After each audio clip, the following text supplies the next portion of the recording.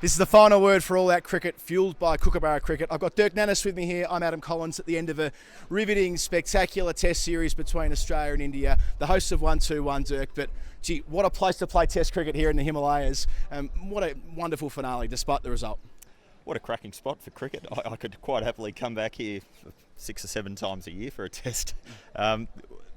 Bit disappointing the way the end of the game unfolded. Would have been fitting if the game was a little bit tighter and took it into a 5th day. But hats off to India. They played compelling cricket all through the series, and particularly in this last game when the series was on the line, they stepped up.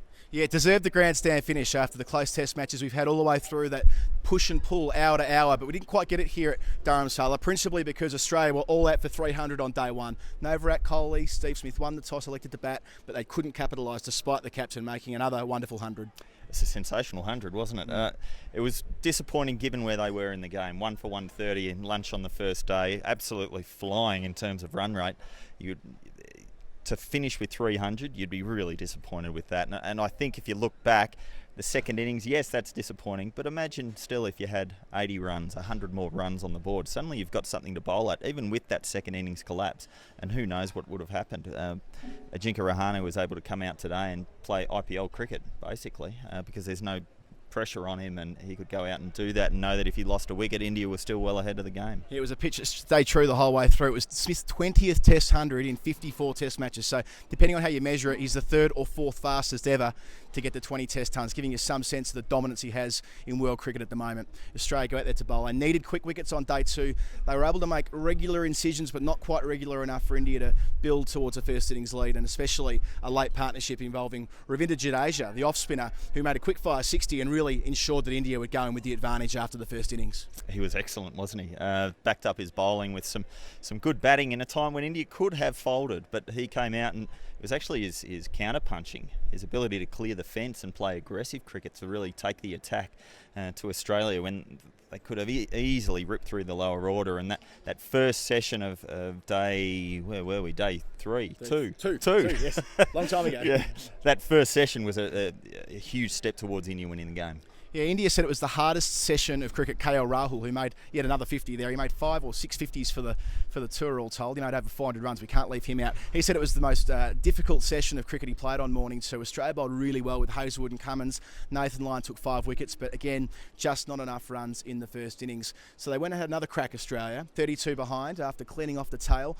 Lyon with 5 and Cummins with 3. And that's where it all went terribly awry. Very similar to Bangalore when the collapse was on. And the phone's ringing. Aaron. Not now. Call him back.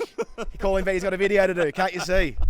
When the collapse was on, though, it was really on. And Steve Smith falling for 17, that was the catalyst, really, wasn't it? Once we knew Smith was gone, it was like when, in the old days, when Bradman would go out, it'd be like, he's out.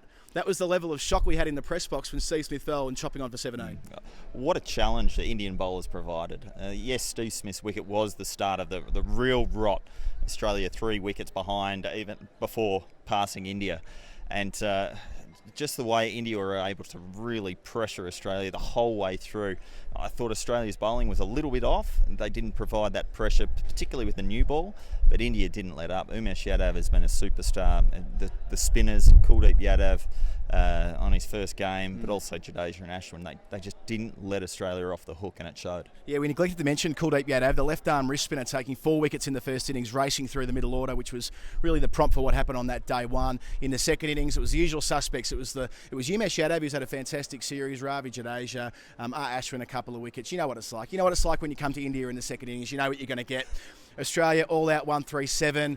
No one really made a significant impact on the scoreboard except for probably Glenn Maxwell, who made 30 odd before getting given out leg before letting a ball hit him on the pad for reasons best answered by Glenn Maxwell, who was in really good nick as well.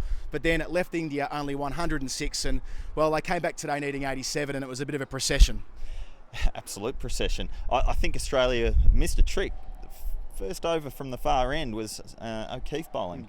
Why did Pat Cummins not have a bowl? I don't understand that. And then Josh Hazlewood was really threatening but got taken off after 4 overs. They were a few things that if Australia was to win this game, they had to take a lot of wickets early, and I think only Pat Cummins and Hazlewood could have provided that. But then again, no runs on the board. What can they do about it? Do you attack, overly attack? Do you try and go defensive? I think Australia were caught in between. Cummins did make an incision. It was a great run out from Maxwell, but as Dirk said, not enough runs. It was all over within about an hour and a half of play resuming here on day 4 at Dharamsala. So that's a series, 2-1 victory for India. A few tense words after play, Dirk. Virat Kohli says he's no longer friends with the Australian team. What do you make of that? Was he ever friends with the Australian team as a whole? Look, I've played with Virat and he's actually okay when you're in the change room, but sometimes I wonder what he thinks when at the end of the series he makes comments like that, whether he goes back and considers them a little more later. But not the best end to the series in terms of gamesmanship, but so be it. This is the final word. I want your final word on what has been really one of the great series. Like, we can't undersell, despite the fact that Australia have fallen in a bit of a heap in the final rubber, this really was pretty special considering the expectations coming into it. I think Australia should be very proud of the way they went about their business. India were expected to absolutely whitewash the series by many pundits. And to come out here, and if you think back of where they were in November last year, to come back from being on the canvas like they were to not only coming out and competing a little bit, but actually really having a fighting chance in the series up to the start of day 3 on the final test, it's a great testament to them. But India, likewise, they played fantastic cricket all the way through and won all the key moments, and I think that's the big decisive factor in the series. Yep, no complaints there. Worthy winners India. They reclaim the Border Gavaskar Trophy. Thanks for joining us on the final word throughout this series. Thanks to Dirk Nannes, former Australian fast bowler and now ABC commentator, for joining us today. I'm Adam Collins. We'll see you very soon. This is the final word. I'm Bo Webster and I'm going to teach you a little bit about off-spin today. I like to have my middle finger here and my index finger here. I like to spin the ball over with my index finger in that sort of motion. For the arm ball, I like to move my index finger down the seam so it comes out seam up.